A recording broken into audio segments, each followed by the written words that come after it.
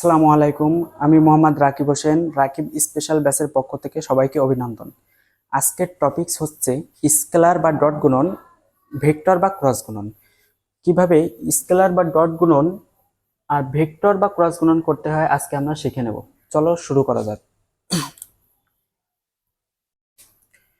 Scalar বা dot গুণন।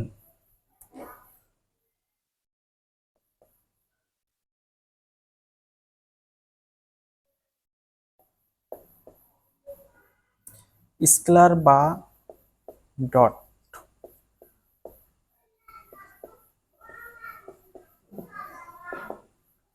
তো এখানে দুইটা ভেক্টর দেওয়া আছে, দেখতে পাচ্ছ, এ ভেক্টর বি ভেক্টর। তো ডট গুণন আসলে কি? ডট গুণন, স্কেলার গুণন বা ডট গুণন মানে হচ্ছে দুইটা ভেক্টরের মাঝখানে একটা ডট চিহ্ন, এই আর কি।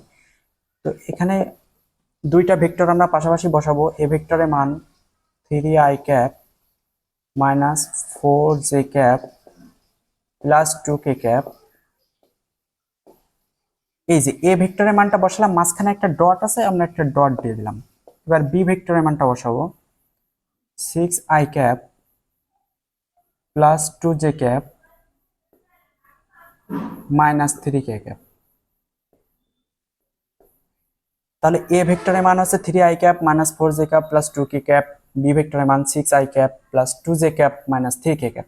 তো ডট গুণন আসলে অনেক সহজ। স্কেলার বা ডট গুণন তোমরা যারা গুণের নিয়ম গুণ করে আসছো, জাস্ট সহগের গুণ করলে হবে। তো এখানে ত্রিমাত্রিক স্থানাঙ্ক i j k এর সহগগুলো যদি আমি গুণ করি তাহলে আমার ডট গুণন হয়ে যাবে। যেমন এখানে এ ভেক্টরের ক্ষেত্রে i এর সহগ 3, এখানে বি ভেক্টরে i এর সহগ 6। তো আমি i এর সহগ গুণ করব, 3 6 18। তারপরে আমি জে ক্যাপের সহগ গুণ করব। জে ক্যাপের সহগ হচ্ছে -4, এখানে হচ্ছে 2, তাহলে 4 2 8 প্লাস মাইনাসে মাইনাস মাইনাস 8। কে ক্যাপের সহগ হচ্ছে 2, এখানে কে ক্যাপের সহগ হচ্ছে -3, তাহলে 3 2 6 -6। তাহলে 18 মাইনাস 8 8 6 14, 18 থেকে 14 বিয়োগ করলে 4। এটাই হচ্ছে আমার স্কেলার গুণন বা ডট গুণন। খুব সহজেই স্কেলার বা ডট গুণন আমরা নির্ণয় করতে পারি। এখন আমরা দেখব ক্রস গুণনটা আসলে কিভাবে করতে হয়। স্কেলার বা ডট গুণন আসলে ম্যাক্সিমাম সবাই এটা ভালো পারে, কিন্তু ক্রস গুণনের ক্ষেত্রে অনেকে এটা ভুল করে ফেলে। তো আমরা এখন ক্রস গুণনটা দেখব। যাদের তোলা হয়নি তারা একটা স্ক্রিনশট দিয়ে রাখতে পারো।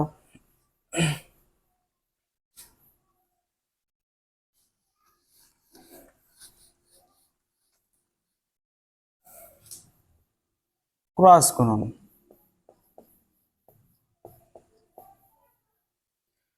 ক্রস গুণনটা হচ্ছে A vector cross B vector. আমরা যেটা বলছি সেটাই করছি, A vector cross B vector, cross গুণন। তো ক্রস গুণনের নিয়ম হচ্ছে, আমি একটা মডুলাস দিব, এর ভিতরে আমি আমার ত্রিমাত্রিক যে স্থানাঙ্ক সেটা আমি আগে লিখে ফেলবো, i j k।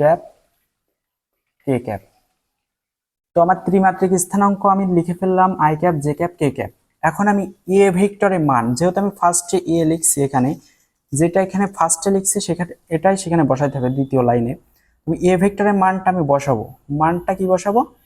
i ক্যাপের যে সহগ, জে ক্যাপের যে সহগ, কে ক্যাপের যে সহগ, এই সহগগুলো বসাবো। তো এ ভেক্টরে i ক্যাপের সহগ 3, জে ক্যাপের সহগ হচ্ছে -4, কে ক্যাপের সহগ হচ্ছে 2, আর বি ভেক্টরের i ক্যাপের সহগ 6, জে ক্যাপের সহগ 2, কে ক্যাপের সহগ -3। সহগগুলো বসানোর পরে এখন আমাদেরকে i জে কে তিনটা আমাদেরকে কমন নিতে হবে। তো ফার্স্টে আমরা i কমন নেব, i। তো যারা এই ক্রস গুণনে যাদের সমস্যা তারা বিষয়টা ভালো করে একটু দেখে নাও। i যখন কমন নিব তখন আমার আই ক্যাপের সোজা যে কলাম, এই কলাম এবং আই ক্যাপের সোজা যে সারি, কলাম সারি তখন আমার বাদ হয়ে যাবে। তো আই ক্যাপের সাথে যে কলাম, এই কলামটা আমি বাদ দিয়ে দিলাম, সারিটাও আমি বাদ দিয়ে দিলাম। কলাম সারি বাদ দেওয়ার পরে আমার থাকছে এই 4টা ভুক্তি। তো এই 4টা ভুক্তি ফার্স্টে আমার প্রধান অক্ষ গুণ করতে হবে। তো প্রধান অক্ষটা কি? এই যে প্রধান অক্ষ হচ্ছে 4 আর 3। তো আমি প্রধান অক্ষ গুণ করি, যেহেতু এটাও মাইনাস এটাও মাইনাস, তাহলে 3 এ 4 12। দুইটা প্রধান অক্ষ গুণ করার পরে মাঝখানে একটা মাইনাস হবে। মাইনাস হওয়ার পরে আমার গৌণ অক্ষ গুণ হবে, তাহলে 2 2 4। এটাই হচ্ছে আমার আই ক্যাপ হয়ে গেল। আমি আরো একবার বলছি, আই ক্যাপ যখন কমন নিব তখন আমার আই ক্যাপের সোজা সেই কলাম এবং আই ক্যাপের সোজা সারি এইটা বাদ হয়ে যাবে। তাহলে আমার থাকছে এই 4টা ভুক্তি, -4 2 2 -3। তো আমি প্রধান অক্ষ এট ফার্স্ট গুণ করব, 3 এ 4 12, যেহেতু 2টা মাইনাস ছিল তাহলে এখানে প্লাস হবে। আর প্রধান অক্ষ গুণ করার পরে মাঝখানে একটা মাইনাস হবে। মাইনাস হওয়ার পরে আমি গৌণ অক্ষ গুণ করব, 2 2 4। আমার আই ক্যাপ হয়ে গেল। এখন আমি জে ক্যাপ করব। তো জে ক্যাপের আগে আমি একটা মাইনাস দিব। তো কেন মাইনাস দিব এটা আমি ক্লিয়ার করছি। জে ক্যাপের আগে আমি একটা মাইনাস দিব। তো জে ক্যাপ যখন আমি একইভাবে কমন নিব, জে ক্যাপের সোজা আমার কলাম বাদ, জে ক্যাপের সোজা সারি বাদ, তাহলে আমার থাকছে হচ্ছে 4টা ভুক্তি, 3 2 6 -3, 3 2 6 -3। তো আমি একইভাবে প্রধান অক্ষ গুণ করব, 3 3 আর -3 গুণ করলে হবে -9। প্রধান অক্ষ গুণ করার পরে আমার নিয়ম অনুসারে একটা মাঝখানে মাইনাস দিতে হবে। মাইনাস দেওয়ার পরে প্রধান অক্ষ গুণ করার পরে আমি আবার গৌণ অক্ষ গুণ করব, তাহলে 6 2 12। এই যে 6 2 12।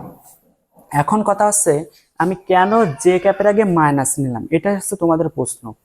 জে ক্যাপের আগে মাইনাস নেওয়ার কারণ হচ্ছে আমি যদি এখানে প্লাস নিতাম তাহলে আমি এই জে ক্যাপটা আমি কমন নেওয়ার ফলে আমি এই প্রধান অক্ষ আগে গুণ করতাম না, আগে আমাকে গৌণ অক্ষ গুণ করতে হতো, মানে 6 আর 2 আগে গুণ করতে হতো, 12 আগে গুণ করতে হতো। কিন্তু যাতে প্রশ্নের ভিতরে তোমরা খুব দ্রুত করতে পারো, তোমাদের একটা নিয়মেই যাতে মনে থাকে, বারবার যাতে চেঞ্জ না করা লাগে, এই জন্য এখানে মাইনাস নে করাই বেটার। মাইনাস নে করলে তোমরা বারবারই প্রধান অক্ষকে গুণ করতে পারবে, তোমাদের গৌণ অক্ষ আগে গুণ করা লাগবে না।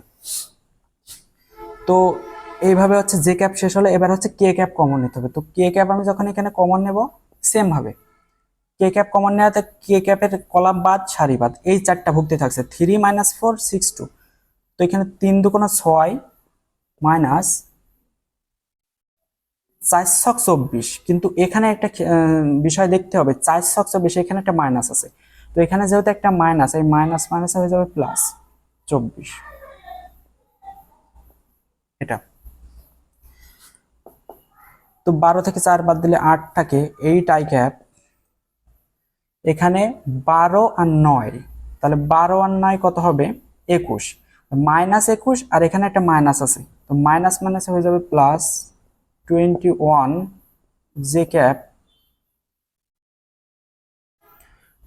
24 আর 6 30 প্লাস 30 কে ক্যাপ। এটাই হচ্ছে আমাদের ভেক্টর বা ক্রস গুণন। খুব সহজে আমরা এভাবে ভেক্টর বা ক্রস গুণন নির্ণয় করতে পারি।